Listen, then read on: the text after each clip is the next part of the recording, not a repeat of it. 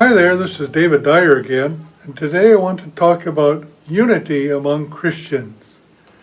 Unity among Christians is one of those things which is lacking in the body of Christ today. When I was a new believer, I became part of a group that had unity as their main theme. They harped upon this subject constantly. It was their one thing that they had that they used to persuade others of their correctness and that they used to base their group upon. They used a lot verses in John 17 where Jesus is praying to the Father. He's praying for some kind of unity. And this group felt that this unity was paramount. It was important. It was so important that the peak of his ministry, at the very end of his time on earth, Jesus was praying to the Father, pleading with the Father that this unity would happen. Their formula for achieving this unity was very unique. They thought if everyone would just drop what they believe and what they practice and come join with us and believe what we believe and meet with us, there will be unity. Just like night follows day and day follows night. This is a very unique idea, that if everyone would just drop what they think and be one with us, there would be unity. Wow, who could have ever thought of something like that? There's another group, the Churches of Christ, who also had an idea for unity. Their idea for unity was we should speak where the Bible speaks, in other words, where it's really clear what the Bible says, and not speak where the Bible doesn't speak, or in other words, where it's not really clear that the Bible is saying something. Let's just withhold our opinion and go on with being one around what we think the Bible is clearly saying, and this will produce unity. It's interesting that the Churches of Christ is one of the most divided Christian groups in the whole world. They have more branches and sects and divisions than almost any other. The problem was that no one could really agree where the Bible was speaking and where the Bible was remaining silent. They couldn't agree on what was clearly stated and what wasn't, and so they divided more and more. The fact of the matter is, Christian unity today is a result of spiritual infancy. Paul makes this quite clear in 1 Corinthians. He said, you're babies, you're carnal. That's what the cause of disunity is, immaturity and carnality on the part of Christians. But let's think about this a little bit together. If at the peak of his ministry, at the very end of his earthly work, Jesus was praying for unity among Christians, 2,000 years has passed, and the Father has not answered his prayer. This seems very strange. Well, how could this be? The Son of God pleading with the Father that Christians would become one, and they haven't. They're not. They're more and more divided every day. Where I live, there is a proliferation of new Christian groups with all kinds of interesting names. We have one group where the angels perch, or the perch of angels. We have another group, spitting on the ground, which refers to how Jesus made mud with his spittle and cured the blind man. There's another one, killing giants, or the giant killing church. All kinds of interesting names of these groups. There's a new one every day. Instead of becoming more and more one, the church today is actually becoming more and more divided. So what are we to make of this prayer of Jesus? What was he praying for if it wasn't that Christians would learn to get along? Now, I know I've spoken about this subject a little bit in other videos, but like Peter, sometimes I think things are worth repeating. This is a message that's so important, I don't think it's bad to say it more than one time.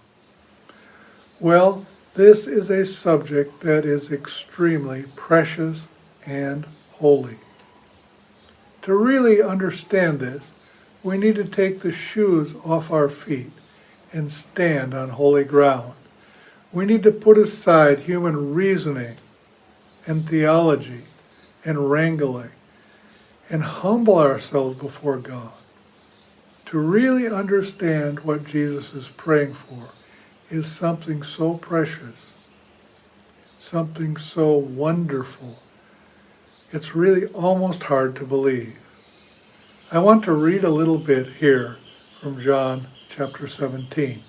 He says, I am not only praying for them, but also for all those who will believe into me through their word, so that there might be a complete oneness. Just as you, Father, are in me, and I am in you, that they also may be one with us in our oneness, so that the world may believe that you have sent me. Wow, could this possibly be? Jesus is praying that we would be one with him in his oneness with the Father? How could this possibly be? Jesus said at one point, I and Father are one. There is a oneness with Jesus and the Father that is impossible to dismember. They aren't temporarily one. They are one. Jesus said, he who has seen me has seen the Father. I and Father are one. But here we see Jesus pleading with the Father to bring his children into that same oneness.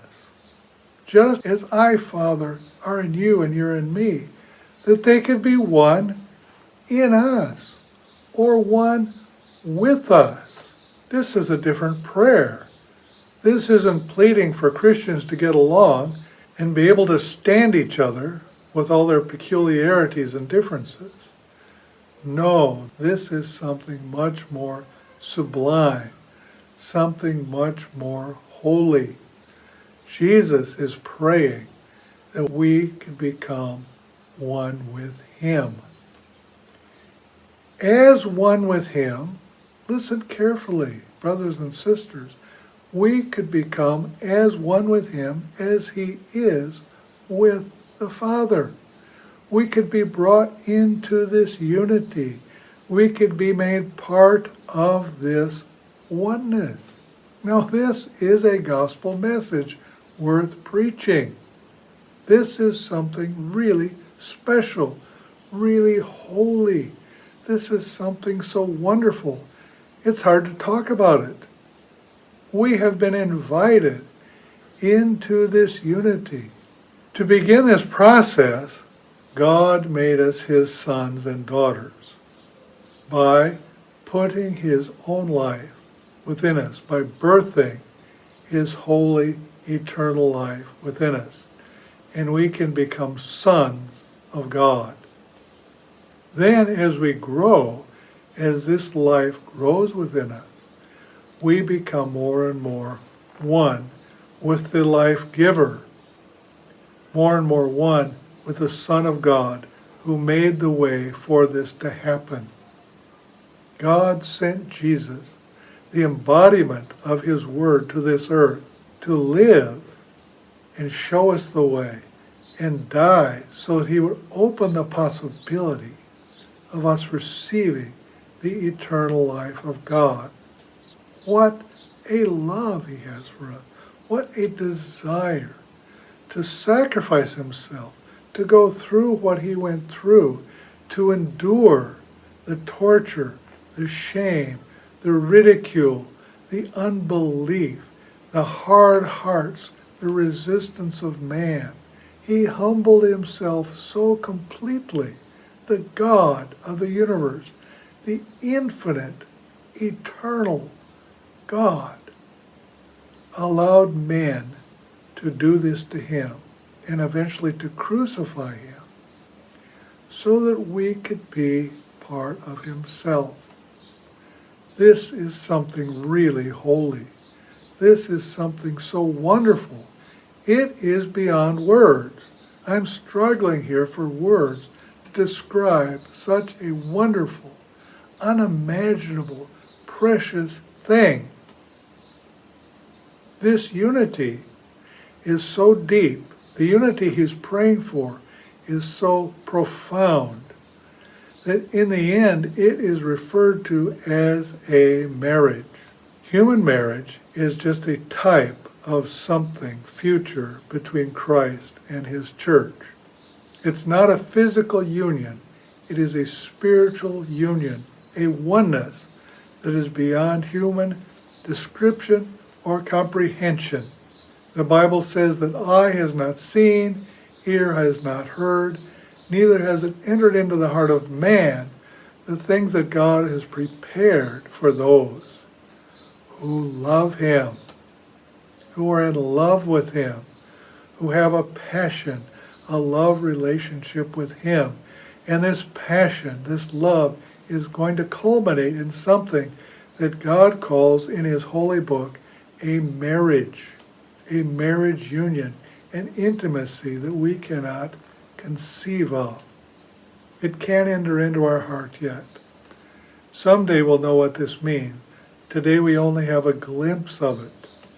When Paul, or somebody he talks about, was caught up to the third heavens, he heard words that man is not allowed to speak. There is something about this holy union, this oneness with God, that is so precious and holy that men, if they could possibly say it, are not permitted to say it. But it was revealed to Paul, and it can be revealed to you and me through God's Holy Spirit. The Spirit searches all things, even the deep things of God. And God can reveal these things to us through his Spirit. How important it is, brothers and sisters, to know this unity, to enter into this unity, to take possession of this unity. Jesus died so that we could be a part of it. He prayed, he pleaded with the Father at the peak of his ministry, at the very end before he died, that we could enter into and be part of this eternal, holy oneness. What a message! What a thought!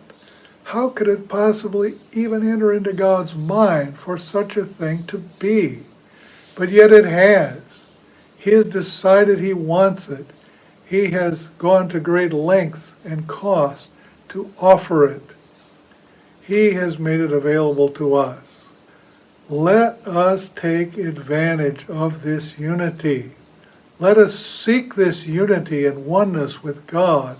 Let us call to him for it. Let us pay any price to get it. Because in the end, this is the only thing that is real, that has any value, and that is being made one with the God of the universe. Don't squander your time. Seek the Lord today so that this can become your experience, your reality. There is nothing better than oneness with God. Now, incidentally, if we do succeed in entering into this oneness with God, we will find it has a collateral effect. It will result in more oneness with other Christians. I like the example of the spokes of a bicycle wheel. As they all approach the center axle, they get closer and closer together. This is how unity between Christians works. As we get closer and closer to the center, to God himself, we find more and more unity with others who are also arriving at that same place, arriving at a unity, a greater and greater unity with God himself. So the solution to Christians getting along isn't changing our doctrine or all agreeing on a certain position, but it is entering more and more into the presence of a holy God and becoming one with Him. If you open your heart to Him, He will bring you into this. If you desire it, if you seek, if you ask, if you knock, it can be yours. But you're not going to find it by a passive existence, just sort of waiting there and going about your own life and hoping it will happen. We need to desire this and seek this intensely so that the promises of God, the exceedingly great and precious promises, can be ours.